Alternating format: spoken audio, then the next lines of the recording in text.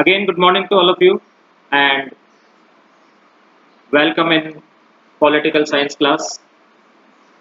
So, yesterday we were going through the tensions and conflicts, and we had studied and explained you the first three paragraphs. Today we will continue with the fourth paragraph of this topic. The Central Asian republics are areas with vast hydrocarbon resources which have brought them economic benefit. Central Asia has also become a zone of competition between outside powers and oil companies. The region is next to Russia, China, Afghanistan, and Pakistan, and close to West Asia. After 11 September 2001, the US wanted military bases in the region and paid the governments of all Central Asian states to hire bases and to allow airplanes and fly over their territory during the wars in Afghanistan and Iraq. However, Russia perceives these states as its near abroad and believes that they should be under Russian influence. China has interest here because of the oil resources, and the Chinese have begun to settle around the borders and conduct trades. So we see that now the Central Asian republics are areas with vast hydrocarbon resources. तो central Asia के जो republics हैं उनके अंदर क्या है, hydrocarbon यानी कि पेट्रोलियम के जो रिसोर्सेज हैं उनके बहुत बड़े बड़े स्टोर है, बहुत बड़े बड़े भंडार है इन सेंट्रल एशियन रिपब्लिक्स के अंदर. इससे इन रिपब्लिक्स को इकोनॉमिक प्रॉफिट हुआ है, लेकिन इसी कारण से ये क्षेत्र भारी ताकतों और तेल कंपनियों के आपसी कंपटीशन का अखाड़ा भी बन चले, यानी कि कंपटीशन हो रहा है ऑयल कंपनीज के बीच में और दूसरे देशों के बीच में. काय के लिए? पेट्रोलियम के लिए. यह क्षेत्र रूस, चीन और अफगानिस्तान से सटा है, और ये क्षेत्र जो है, ये रीजन जो है, ये किससे सटा हुआ है? जहाँ पे हाइड्रोकार्बनिक के रिसोर्सेज हैं चीन से, रूस से और अफगानिस्तान से, और वेस्ट एशिया के नजदीक है, और जो वेस्ट एशिया है उसके पास में. 11 सितंबर 2001 की घटना के बाद, कोई घटना हुई थी 11 सितंबर 2001 के अंदर, उस घटना के बाद अमेरिका इस क्षेत्र में, इस एरिया के अंदर अपने सैनिक ठिकाना बनाना चाहता था, यानी कि वो अपनी फौज वहां रखना चाहता था, और उसने किराए पर इन एरियाज को हासिल करने के लिए जो सेंट्रल एशिया के जो सभी स्टेट्स थे या सभी कंट्रीज थी उन सबको पेमेंट किया, भुगतान किया. और अफगानिस्तान तथा इराक में जब वॉर हो रही थी तो उसने इन एरियाज से अपने विमानों को उड़ाने की अनुमति ली, यानी कि जो उसके वॉर प्लेन्स थे उनको इन एरियाज से उड़ाने की उसने परमिशन ली, उनको भुगतान किया. और रूस जो है, रशिया इन राज्यों को अपना नियरेस्ट नेबर मानता है, मींस निकटवर्ती विदेश, नियरेस्ट अब्रॉड मानता है, निकटवर्ती विदेश मानता है. और उसका मानना है कि इन राज्यों को रूस के इन्फ्लुएंस में रहना चाहिए, यानी कि रूस के प्रभाव में रहना चाहिए. जो एरियाज हैं इसको रूस के इन्फ्लुएंस में रहना चाहिए, और मिनरल ऑयल जैसे जो रिसोर्सेज हैं उनकी मौजूदगी के कारण चीन का भी हित इस एरिया के अंदर बढ़ चुका है. और उस चीन ने क्या स्टार्ट किया है, चीन ने जो बॉर्डर्स के आसपास वाले जो एरिया हैं उनमें अपना ट्रेड क्या है वो बढ़ा दिया, वो वहां पे व्यापार करना उन्होंने शुरू कर दिया. Any problem? क्लियर हो गया? क्लियर? Any question?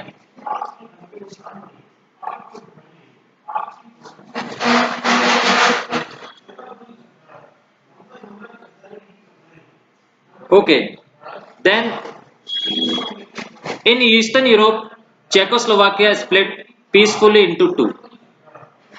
अब अपन चलते हैं, अभी अपन ने सेंट्रल एशिया की बात करी ऊपर वाले पैराग्राफ में, अब अपन चलते हैं कहाँ पे? Eastern Europe.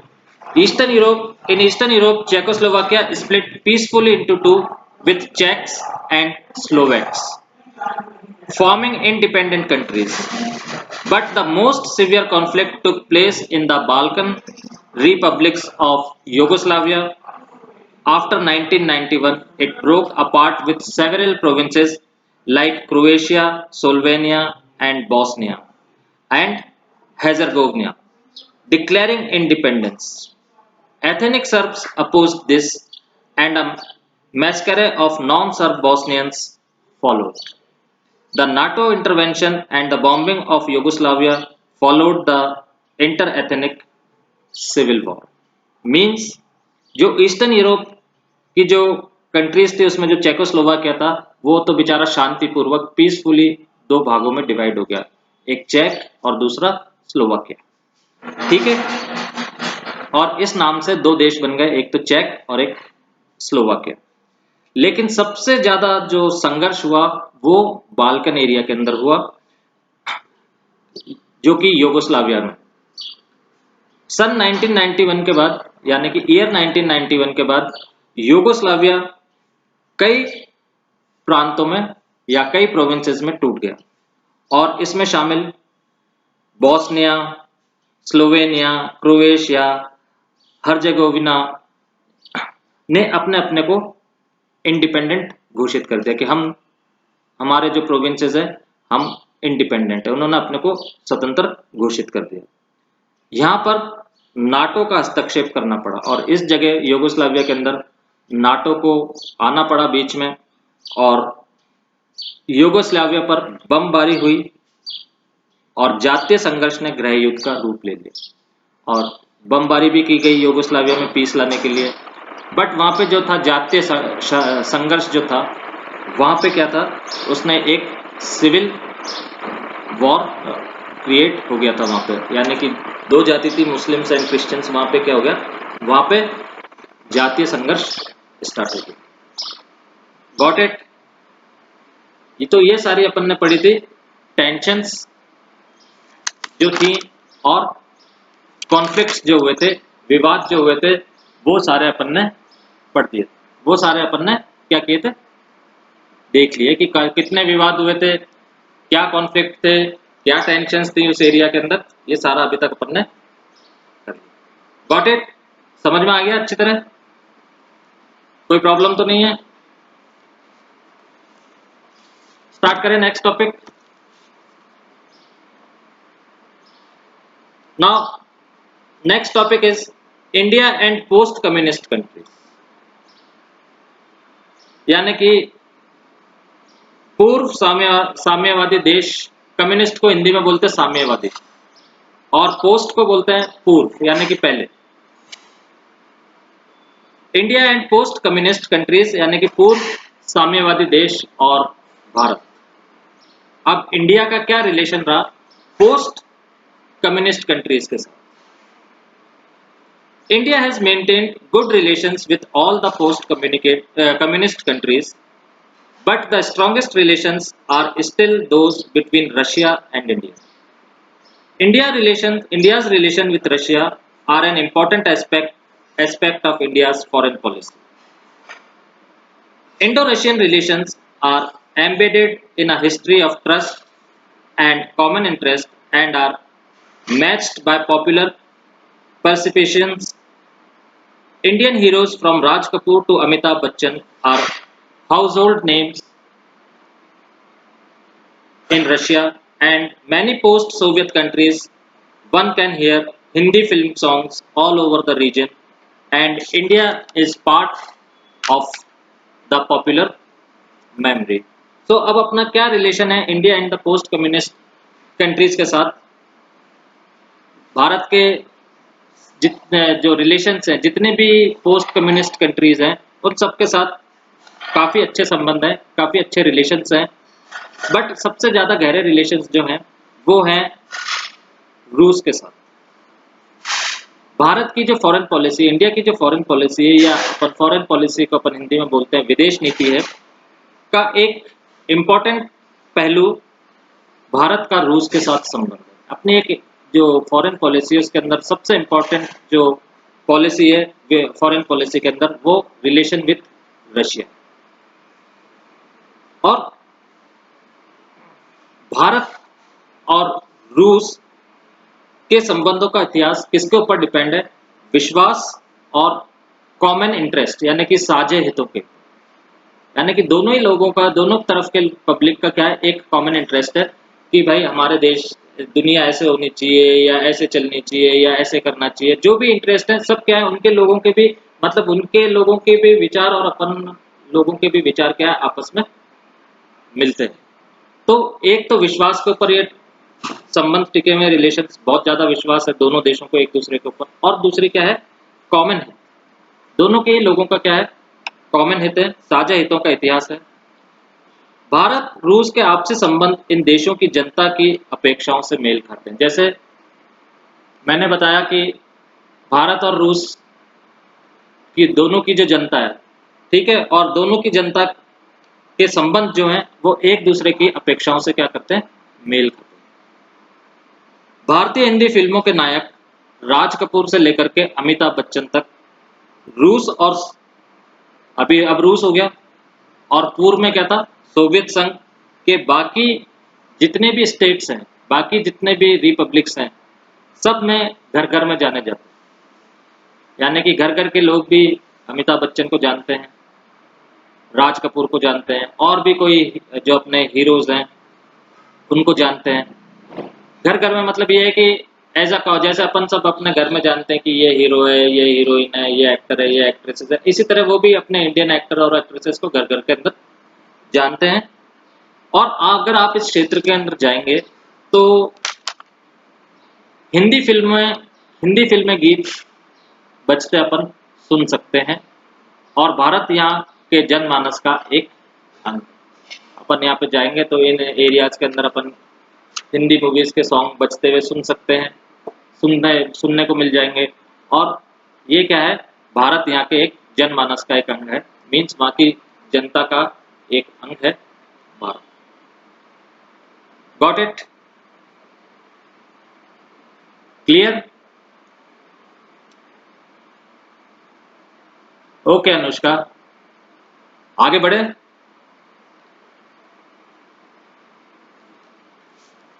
Russia and India share a vision of multipolar world. Russia and India share a vision of multipolar world order. What they mean by a multipolar world order is the coexistence of several powers in the international system. Collective security, greater regionalism, negotiated settlements of international conflicts, and independent foreign policy for all countries, and decision making through bodies like UN that should be strengthened, democratized, and empowered. More than 80 bilateral agreements have been signed between India and Russia as part of the Indo Russian Strategic Agreement of 2001. So, Russia and India दोनों का ही सपना क्या है, multipolar world होनी चाहिए। Unipolar world मैंने आपको बताई, bipolar world, end of the bipolarity अपन अभी पढ़ रहे हैं। यूनिपोलर एक, बायपोलर दो, मल्टीपोलर बहुत सारे। क्लियर? तो दोनों का ही एक सपना है कि दुनिया कैसी होनी चाहिए, मल्टीपोलर होनी चाहिए, जिसमें जिससे मतलब ये है, दोनों का मतलब में मतलब ये निकलता है, दोनों देशों क्या मतलब निकालते हैं कि अंतर्राष्ट्रीय स्तर पर, यानी कि इंटरनेशनल लेवल पर कई शक्तियां मौजूद हो। एक ही शक्ति मौजूद नहीं हो, कई शक्तियां मौजूद हो, कई देश पावरफुल हो। सुरक्षा की सामूहिक जिम्मेदारी। अब सुरक्षा की सामूहिक जिम्मेदारी हो, इसका क्या मतलब निकलता है इसका ये मतलब निकाला दोनों देशों ने, यानी किसी भी देश पर हमला हो तो सभी देश उसे अपने लिए खतरा माने और साथ मिलकर कार्रवाई करें, यानी कि सामूहिक जिम्मेदारी, और इसको इंग्लिश में बोले तो कलेक्टिव सिक्योरिटी। देन क्षेत्रीयताओं यानी कि रीजनलिज्म को ज्यादा से ज्यादा जगह मिले। देन जो इंटरनेशनल कॉन्फ्लिक्ट्स हैं, जो या अंतर्राष्ट्रीय जो संघर्ष हैं, उनका समाधान, उनका सॉल्यूशन बातचीत के जरिए निकाला जाए। उसके बाद हर देश की अपनी इंडिपेंडेंट फॉरेन पॉलिसी हो, और यूएन जैसी जो इंस्टीट्यूशंस हैं या जो ऑर्गेनाइजेशंस हैं, उनके द्वारा फैसले किए जाएं तथा इन इंस्टीट्यूशंस को मजबूत और डेमोक्रेटिक और शक्ति संपन्न बनाया जाए। 2001 के में जो भारत और रूस के बीच 80 बायलैटरल दस्तावेजों पर हस्ताक्षर हुए, that is Russian strategic agreement of 2001। तो ये दोनों ही देश क्या चाहते हैं, मल्टीपोलर वर्ल्ड चाहते हैं कि एक ही शक्ति ना हो दुनिया के अंदर, बहुत सारे देश शक्तिशाली हो। फिर उसके बाद अगर कई कॉन्फ्लिक्ट्स है या कोई और प्रॉब्लम्स है, उनको बातचीत के द्वारा सॉल्व किया जाए।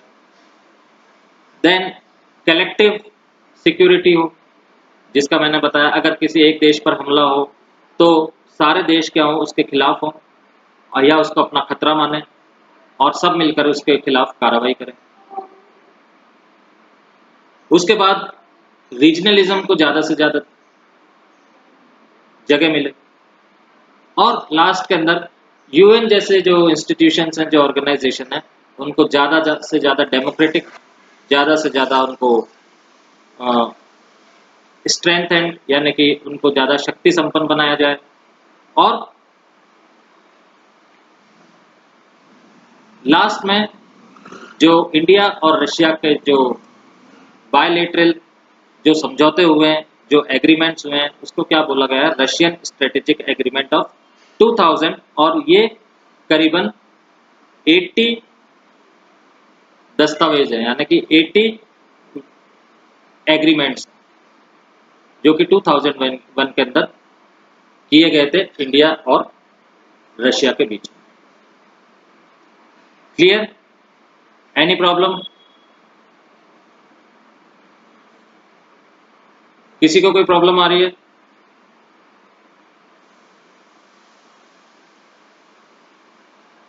Clear Anushka? Anybody else? Clear है? ओके, आप कोई क्वेश्चन करना चाहते हैं मुझसे? ये चैप्टर तो कल खत्म हो जाएगा। The chapter will be finished by tomorrow. So if you find any question, any difficulty, you can ask me anytime. Clear? Clear to all of you? Okay. अब अपना टाइम भी